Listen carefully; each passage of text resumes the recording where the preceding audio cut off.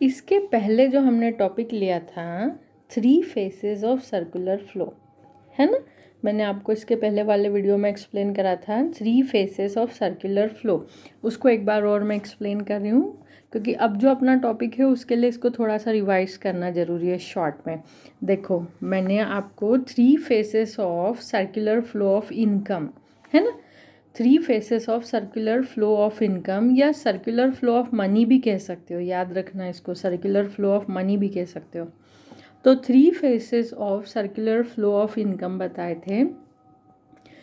First, production of goods and services, second generation of income, third expenditure of income.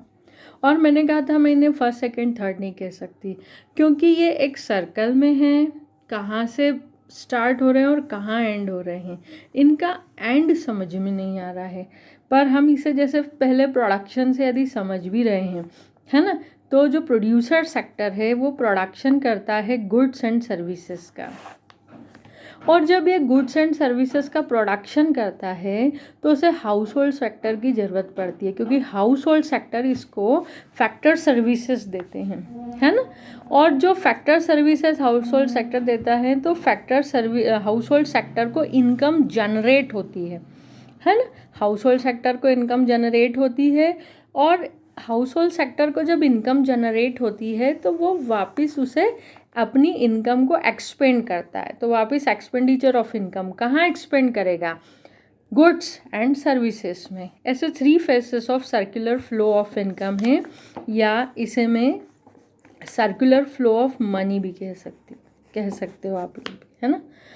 ठीक है, आया ये समझ में? ये रिवाइज करना इसलिए ज़रूरी था कि इसके कारण ट्रिपल आइडेंटिटी बन रही है ना। ट्रिपल आइडेंटिटी जैसे मैथ्स में होती है ऐसे इकोनॉमिक्स में भी आइडेंटिटी बन रही है यहाँ पे। Triple identity, 3 faces of circular flow से, फ्लो ऑफ इनकम से जो 3 आइडेंटिटी बन रही है। एक बार फिर से, production of goods and services कौन दे रहे हैं?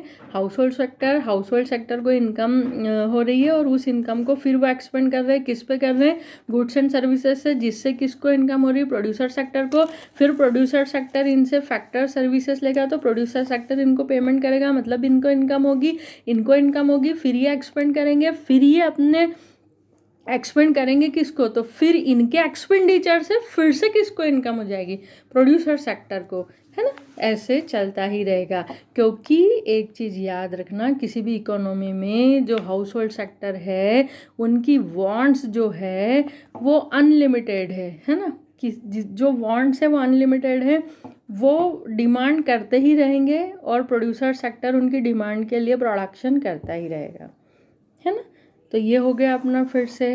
अब यहाँ मैंने आपको बताया इसके कारण ट्रिपल आइडेंटिटी आई है ना। अब मैं ट्रिपल आइडेंटिटी आपको एक्सप्लेन कर रही हूँ। क्या हुआ है, ये जो फ्लो बन रहा है सर्कुलर फ्लो ऑफ इनकम, इसके कारण 3 चीज़ें इक्वल हो रही है। फर्स्ट, प्रोडक्शन इक्वल हो रहा है इनकम जनरेटेड के, और इनकम जनरेटेड इक्वल हो रही है एक्सपेंडिचर के। मैंने अभी आपको समझाया था कि ये प्रोडक्शन, इससे इनको इनकम हो रही है, ये इनकम को एक्सपेंड कर रहे हैं, किसको दे रहे हैं ये पैसा? वापस गुड्स एंड सर्विसेज। तो घूम फिर के ये जो है सब इक्वल हो रहा है। अब यहाँ पर देखो, हम कभी भी कोई इक्वल बनाते हैं तो उसे एक यूनिट में मेज़र करते हैं, जैसे प्रोडक्शन। तो प्रोडक्शन को मैं यूनिट्स में मेज़र नहीं कर रहे हैं, the value of goods and services, है ना। क्यों? क्योंकि यहाँ पर प्रोडक्शन को आप यूनिट्स में लोगे तो नहीं है, हमें इससे मनी टर्म्स में कन्वर्ट करना है। तो प्रोडक्शन किसके इक्वल है? इनकम जनरेटेड, क्योंकि इनकम ऑलवेज रुपीज़ में ही ले रहे हैं तो इसे भी वैल्यू जो है इसको भी रुपीज़ में कन्वर्ट किया, और एक्सपेंडिचर तो रुपीज़ में रहता ही है। तो एक्सपेंडिचर रुपीज़ में है in terms of C and I. What do you mean by in terms of C and I? Expenditure 2 type के होते हैं, कंजम्पशन एक्सपेंडिचर और इन्वेस्टमेंट, है ना।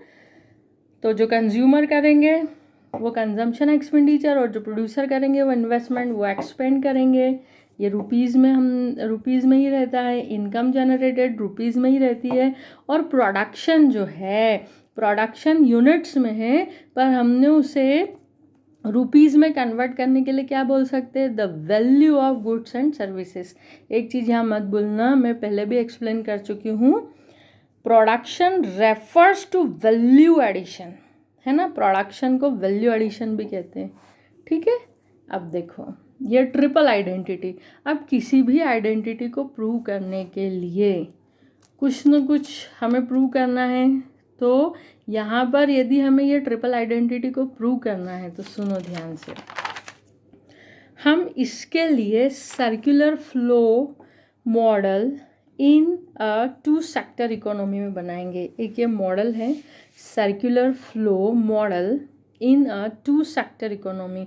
ये मॉडल एक्सप्लेन करने के पहले मुझे हर हालत में कुछ अजम्पशन लेने होंगे, है ना, बिना अजम्पशन के मॉडल समझ में नहीं आएगा। आप सुनो क्या, 4 अजम्पशन से ध्यान से सुनना। ये मॉडल 2 सेक्टर जो है, मॉडल में 2 सेक्टर से ही हम इसे समझ सकते हैं। एक है प्रोड्यूसर सेक्टर, दूसरा हाउस होल्ड सेक्टर। दूसरा, इस मॉडल को समझने के लिए आपको ये ध्यान रखना पड़ेगा कि जो इकोनॉमी है वो क्लोज इकोनॉमी है। अब what do you mean bye close economy? Close economy means जहाँ पर इम्पोर्ट और एक्सपोर्ट नहीं हो रहा है, नहीं हमारी कंट्री से कुछ जा रहा है और नहीं हम अपनी कंट्री से कुछ बेच रहे हैं और नहीं दूसरी कंट्री से आ रहा है। इम्पोर्ट एक्सपोर्ट आप सभी समझते हैं, है ना। तो जो अजम्पशन है, मैं फिर से रिवाइज कर देती हूँ, जो मॉडल के लिए अजम्पशन है, first, there are only 2 sectors in the economy, household sector and producer sector. Second, the household spend their entire income so that there are no saving. ध्यान से सुनना, हाउस होल्ड अपनी सारी income को expand कर देते हैं, इसलिए हाउस होल्ड सेक्टर कोई सेविंग नहीं करते, उनको जितनी भी इनकम होती है वो एक्सपेंड कर देते हैं।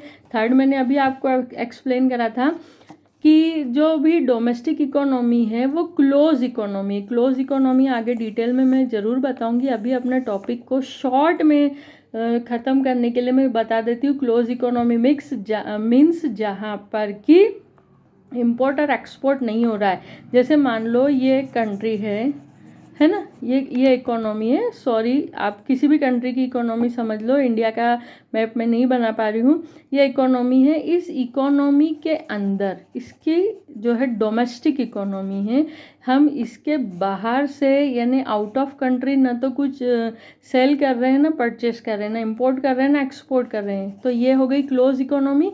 क्लोज इकोनॉमी में 3 सेक्टर्स होते हैं। फर्स्ट होता है हाउस होल्ड सेक्टर, सेकंड होता है प्रोड्यूसर सेक्टर और थर्ड होता है गवर्नमेंट सेक्टर।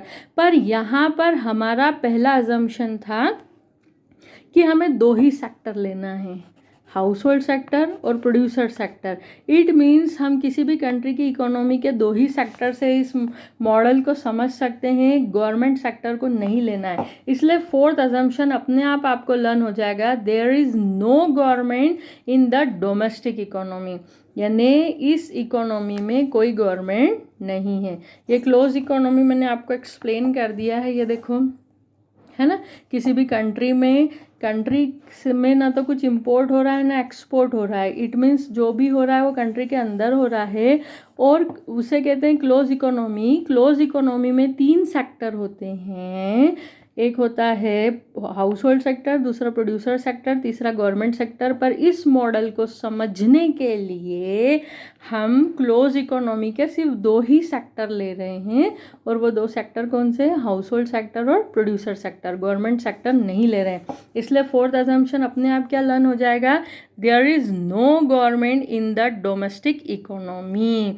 अब ध्यान से सुनना, आखिरी बार इसके अजम्पशंस बता रही हूँ, है ना, फिर नेक्स्ट वीडियो में मैं आपको ये मॉडल एक्सप्लेन करूँ। पहले ध्यान से सुनो इसके अजम्पशन ऑफ द मॉडल, अभी के अभी लर्न कर लो। There are only 2 sectors in the economy, household sector and producer sector. The household spend their entire income so that there are no saving. Household sector अपनी सारी income को expand कर देते हैं।